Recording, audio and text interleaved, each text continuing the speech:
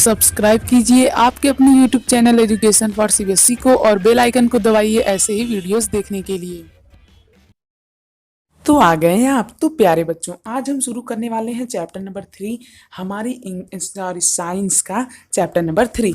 तो हम चीज़ों को रटेंगे नहीं समझेंगे, इसलिए आप अपनी कॉपी फटाफट से लेके तैयार हो जाइए। मैं मान लीजिए आपको लिखवाया कि सिंथेटिक फाइबर ये होता है, तो आप लोग लिख लीजिए सिंथेटिक फाइबर ये होता है, और इसे अपनी लैंग्वेज में लिखिएगा, यानी कि हिंदी में लिखिएगा, या फिर यदि आप लोग जो लैंग्वेज स्पीक करते हैं जनरली उसी को लिखिएगा। उससे क्या होगा, उससे आपका पहला एडवांटेज ये होगा कि आप लोग बहुत अच्छे समझ में आएगा। ठीक, तो हिंदी में जरूर लिखिएगा, क्यों? क्योंकि आपको बहुत अच्छे समझ में आए और आप लोग उसे रिवीजन भी करते रहिएगा। देखिए हमारा जो यहाँ पर आ जाता है सिंथेटिक फाइबर एंड प्लास्टिक, तो इसमें हम लोग क्या पढ़ेंगे, सिंथेटिक फाइबर और प्लास्टिक के बारे में पढ़ेंगे। पहले बात कर लेते हैं कि पॉलीमर क्या होता है और मोनोमर क्या होता है। अब आप लोग सोच रहे होंगे ये कौन सा टर्म हो गया। इससे पहले मैं आप लोग बता देता हूँ, फाइबर दो टाइप के होते हैं। कितने टाइप के? दो टाइप के। पहला हो जाता है नेचुरल, दूसरा हो जाता है मैन मेड फाइबर। तो जो सिंथेटिक फाइबर होता है, यानी कि the synthetic fibres are artificially made and also known as man made fibre. तो यानी कि मैन मेड फाइबर को हम लोग सिंथेटिक फाइबर भी कह सकते हैं। अब नेचुरल फाइबर क्या हुआ? नेचुरल फाइबर जैसे सिल्क, ऊल यानी कि ऊन, और कॉटन, जूट, ये सब जो हो गए, ये सब क्या हो गए? नेचुरल फाइबर हो गए। अब फाइबर का यूज क्या होता है? फाइबर का बहुत सारा यूज होता है, ये हमारी लाइफ में बहुत ज़्यादा यूज होता है। इसका हम लोग आज की इस वीडियो में देखेंगे। और इसके बाद हम लोग क्या देखते हैं, बात कर लेते हैं।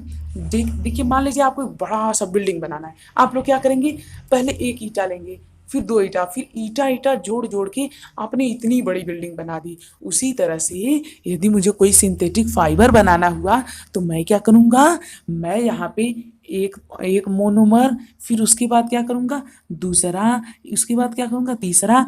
तो इसी को हम लोग क्या कहते हैं, पॉलीमर कहते हैं। यानी कि many monomer unit combined to form large single unit called the polymer. तो पॉलीमर क्या, देखिए अब मैं आप लोग बहुत इंपॉर्टेंट चीज़ बताने जा रहा हूँ। जो ईटा है, मान लीजिए मैंने एक बिल्डिंग का एक वॉल बना दी, ठीक, और एक ईटा है। अब इससे हम लोग समझेंगे, तो जो ईटा है ये क्या कर रहा है, हमारी बिल्डिंग को बनाने में मदद कर रहा है, और ये क्या है, ये है हमारा आउटकम जो बना है। तो उसी तरह से जो मोनोमर होता है वो क्या होता है, ईटा होता है, और पॉलीमर क्या होता है, जो हमारा बनकर तैयार हुआ है।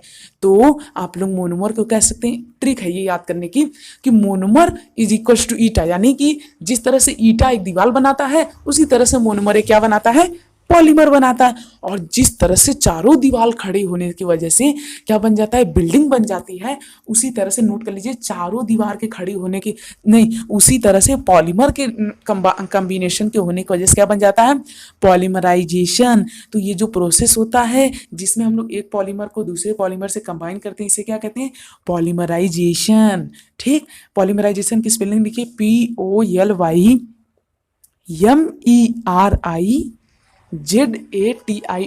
क्लियर? तो समझ में आ रहा है ना? यदि समझ में आ रहा है तो वीडियो को लाइक कर दीजिए। अब बात करते हैं कि पॉलीमर कितने टाइप के होते हैं। ये देखिए कई सारे टाइप के होते हैं, पर हमें जो पढ़ना है वो है रेयॉन, नायलॉन, पॉलिस्टर और एक्रिलिक और स्पैंडेक्स। तो इन सभी के बारे में हम लोग क्या करेंगे, पढ़ेंगे। तो नोट कर लीजिए फिर से, पहला रेयॉन, दूसरा नायलॉन, तीसरा पॉलिस्टर, चौथा एक्रिलिक, पांचवा स्पैंडिक्स। एक्रिलिक की स्पेलिंग मुझे उम्मीद है कि आप लोगों को आ रही होगी, पर यदि नहीं आ रही है तो ACRYLIC, तो इसे नोट कर लीजिए। ठीक, अब हम लोग बढ़ते हैं इनके एडवांटेज और डिसएडवांटेज के यूज के बारे में, और यहीं पे हम लोग यूज के बारे में भी देखेंगे कि किसका किसमें यूज होता है।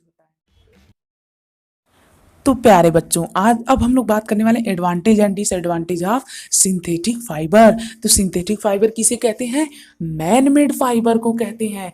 ठीक, तो जैसा कि मैंने आपको बताया, रेयान, नायलॉन। अब देखिए इन सब का यूज किस लिए होता है, मैं अब आप लोगों को सभी लाइन से बताते चले जा रहा हूँ, नोट भी करते चलिए। जो फाइबर होते हैं इनके पास ऐसी प्रॉपर्टी होती है कि ये बहुत ज़्यादा फैल सकते हैं, यानी कि जैसे कि आयरन होता है, इसे यदि मैं लोहे से मारूं, सॉरी हथौड़े से मारूं, तो ये फैल जाएगा कि नहीं? हाँ बिल्कुल फैल जाएगा। अब यही एक मैं चौक ले ले रहा हूँ, इसे मैं हथौड़े से मारूं तो क्या होगा, टूट जाएगा।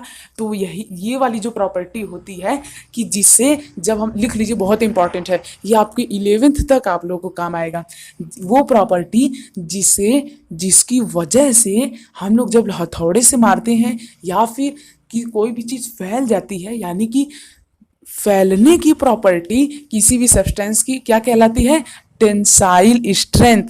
लिख लीजिए, टेंसाइल स्ट्रेंथ के बारे में बहुत इंपॉर्टेंट मैं आप लोग बता रहा हूँ, टेंसाइल स्ट्रेंथ। ठीक, तो टेंसाइल स्ट्रेंथ क्या होती है बच्चों? वो प्रॉपर्टी जिसके द्वारा कोई भी सब्सटेंस फैल जाता है बिना टूटे, जैसे कि आयरन। ठीक, तो ये जो सिंथेटिक फाइबर होती है ये बहुत ही ज़्यादा इनके पास टेंसाइल स्ट्रेंथ होती है। इसी वजह से इनका यूज किस लिए होता है?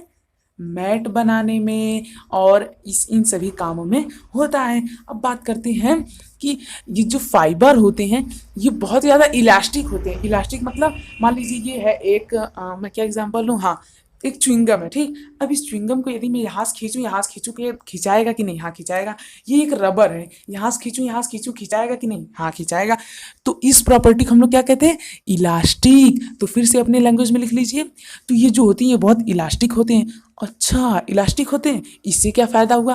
क्यों नहीं, बहुत फ़ायदा है। यदि कोई भी चीज़ इलास्टिक है तो इसका हम लोग इन सभी चीज़ों को बनाने में यूज कर सकते हैं। ठीक, समझ में आया? और इसके बाद इसका यूज क्या होता है? इसका यूज होता है कि ये जो होते हैं ये एग्रीकल्चर क्रॉप और एनिमल पे इंडिपेंडेंट है। मतलब कि फसल चाहे उगे चाहे ना उगे, एनिमल चाहे ना हो, पर हम लोग इसका यूज कर सकते हैं। जैसे कि अगर मान लीजिए किसी साल फसल एकदम खराब हो गई, तो क्या उस साल हमें कोई भी चटाई वटाई नहीं मिलेगी? मतलब जो मैट होता है ये हमें नहीं मिलेगा? क्यों नहीं भाई, बिल्कुल मिलेगा। तो ये सबसे बड़ा एडवांटेज आ जाता है। और इसका यूज किस किस में होता है? रस्सी बनाने में, पैराशूट बनाने में, हमारा टूथब्रश बनाने में, कर्टेन यानी पर्दा बनाने में। तो इन सभी चीज़ों में इसका यूज होता है। अब डिसएडवांटेज क्या होता है? ये जो होते हैं ये मॉइस्चर को क्या करते हैं? रिपेल करते हैं, मतलब कि स्वीट को एब्जॉर्ब नहीं कर पाते हैं। यानी कि ये हमारे शरीर को ब्रेथ करने से मना करते हैं। यानी कि आप लोग यदि चाहें कि आप लोग अपने थोबड़े पे कोई भी पॉलिस्टर लगा लें, नहीं कोई भी सिंथेटिक फाइबर लगा लें और सांस ले लें, तो ये नहीं हो सकता। जैसे कि यदि आप लोग अपने शरीर पे, आप लोग अपने मुंह में यदि प्लास्टिक लगा लेते हैं तो क्या आप सांस ले पाते हैं? नहीं। उसी तरह से सिंथेटिक फाइबर का भी यूज करने से हमें बहुत ही ज़्यादा क्या होती हैं बच्चों? कठिनाइयाँ होती हैं। समझ में आ रहा है ना? अब हम लोग बात करते हैं प्लास्टिक के बारे में। तो इससे पहले यदि आपने हमारे चैनल को सब्सक्राइब नहीं किया तो प्लीज़ चैनल को सब्सक्राइब कर दीजिए और चैनल पर विजिट कीजिए ऐसे ही वीडियोज़ देखने के लिए, अगला वीडियो देखने के लिए। तो प्यारे बच्चों, अब हम लोग बात करेंगे प्लास्टिक के बारे में।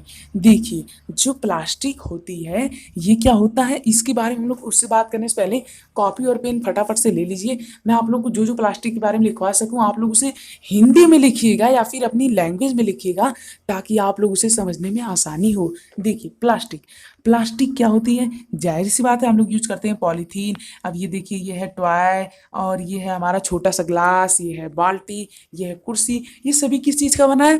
प्लास्टिक का बना है। इसीलिए प्लास्टिक क्या होती है? बहुत ही ज़्यादा हमारे लिए यूजेबल होती है। अब हम लोग बात करेंगे कि प्लास्टिक जो होती हैं उनकी क्या क्या कैरेक्टरिस्टिक होती हैं। कैरेक्टरिस्टिक मतलब विशेषताएं। जैसे आदमी मैं हूँ, आप भी आदमी हैं, तो इंसान की खासियत क्या होती है? वो सांस लेता है, वो चल सकता है, वो दौड़ सकता है। उसी प्रकार से प्लास्टिक की भी कुछ खासियत होगी। तो प्लास्टिक की पहली खासियत लिख लीजिए, दे आर इजिली मोल्डेबल, यानी कि उनके शेप को मैं बदल सकता हूँ। मोल्डेबल की स्पेलिंग है MOUL DABLE। लिख लीजिए, वीडियो को पॉज कर करके लिखते चलिए। अब दूसरी प्रॉपर्टी क्या होती है? इसे हम लोग ईजिली मेल्ट कर सकते हैं, यानी पिघला सकते हैं, कलर कर सकते हैं, रिसाइकल कर सकते हैं, रीयूज कर सकते हैं, और इससे हम लोग तार भी बना सकते हैं, यानी वायर भी बना सकते हैं। तो लिख लीजिए वीडियो को पॉज करके इनका यूज। पहला यूज मेल्ट कर सकते हैं, नहीं, पहली प्रॉपर्टी क्या है? They can be easily mouldable. दूसरी क्या है? मेल्ट, यानी कि इसे हम लोग मेल्ट भी कर सकते हैं, कलर भी कर सकते हैं, रिसाइकल भी कर सकते हैं, रीयूज भी कर सकते हैं, और साथ ही साथ में इसे हम लोग तार भी बना सकते हैं, यानी वायर भी बना सकते हैं। क्लियर? समझ में आ रहा है ना? तो अब देखिए, जो प्लास्टिक होता है इसका पॉलीमर कैसा होता है? तो पॉलीमर मैंने आपको बताया था ना अभी भी, तो ये देखिए, ये हो गया लीनियर और ये हो गया क्रॉस लिंक पॉलिनोमियल का, सॉरी पॉलिनोमियल कह रहा हूँ, एक चैप्टर 10th में, सॉरी। तो देखिए, ये जो पॉलीमर होता है इसका ये अरेंजमेंट दिखाया गया है। क्लियर, समझ में आ रहा है? तो प्लास्टिक का यूज हमें पता चला। हाँ, प्लास्टिक का यूज किस लिए होता है? डिफरेंट टाइप के सब्सटेंस बनाने में। क्यों? क्योंकि वो इजीली मेल्ट किए जा सकते हैं, यानी मैं उनके शेप को चेंज कर सकता हूँ। अब ये एक प्लास्टिक है, मान लीजिए एकदम ऐसी ऐसी, ठीक। अब चाहूँ तो मैं इसका शेप को चेंज कर करके इसकी एक बाल्टी बना सकता हूँ, इसकी एक कुर्सी बना सकता हूँ। अरे भाई, जैसे एक क्ले सॉइल है, मिट्टी है, अब इसका मैं खिलौना बना सकता हूँ कि नहीं? उसी प्रकार से प्लास्टिक का भी बना सकता हूँ। अब प्लास्टिक की प्रॉपर्टी लिखिए, प्रॉपर्टीज ऑफ प्लास्टिक। पहली प्रॉपर्टी कि ये नॉन रिएक्टिव होती है। इसका मतलब क्या हुआ? मतलब कि यदि आप लोग इसमें पानी वगैरह रख देंगे, अभी के लिए आप लोग समझिए कि पानी रख दिए, तो इसमें कोई भी केमिकल वगैरह अटैक नहीं कर सकते। यानी कि सिंपल लैंग्वेज में लिख लीजिए, no chemical can attack in it, यानी कि ये नॉन रिएक्टिव होते हैं। दूसरी बात, बहुत स्ट्रांग होते हैं और लाइट वेट के होते हैं, बहुत हल्के वेट के होते हैं। तीसरी बात, इनमें इलेक्ट्रिसिटी फ्लो नहीं होती है। यानी कि कभी आपने देखा है कि आप लोग मतलब कि कभी आपने देखा किसी बोर्ड में लोहे का स्विच लगा हो? नहीं देखा होगा ना, क्योंकि जो लोहा होता है वो गुड कंडक्टर होता है इलेक्ट्रिसिटी का, जबकि प्लास्टिक क्या होते हैं? बैड कंडक्टर होते हैं, यानी कि वो इलेक्ट्रिसिटी को फ्लो नहीं करते हैं। आप लोग देखे होंगे जब इलेक्ट्रिशियन आता है आपके घरों में तो वो प्लास्टिक का रबर पहन के आता है, ठीक। अब बात करते हैं प्लास्टिक हमारे इन्वायरमेंट को क्या पहुंचाती है। अब देखिए, जो प्लास्टिक होती है वो बहुत सालों में, मिलियंस ऑफ ईयर में क्या होती है? सड़ती गलती है। उससे हमें बहुत डिसएडवांटेज है यार। क्यों, क्या डिसएडवांटेज है? उससे ये डिसएडवांटेज है कि हमारी जो ज़मीन है वो काफ़ी क्या हो जाएगी? ख़राब हो जाएगी, और प्लास्टिक रिसाइकेबल नहीं हो सकती है। तो इसीलिए हमें प्लास्टिक का बहुत ही कम यूज करना चाहिए। और जो बहुत सारी प्लास्टिक हैं वो क्या होती हैं? वो सड़ती ही नहीं है, ठीक। तो इसीलिए प्लास्टिक हमारे इन्वायरमेंट को नुकसान पहुंचाती है। तो बस आज की इस वीडियो में इतना ही। यदि आप लोग यहाँ तक आ चुके हैं तो हमारे चैनल को जरूर सब्सक्राइब कर दीजिएगा, और चैनल पे विजिट करना प्यारे बच्चों भूलिएगा मत, क्योंकि वहाँ पे बहुत सारे ऐसे वीडियोस हैं जो आप लोगों के लिए बहुत ही ज़्यादा इंपॉर्टेंट है। तो फटाफट से चैनल पे विजिट कीजिए। इंतजार किस बात का, देर किस बात का, जल्दी जाइए।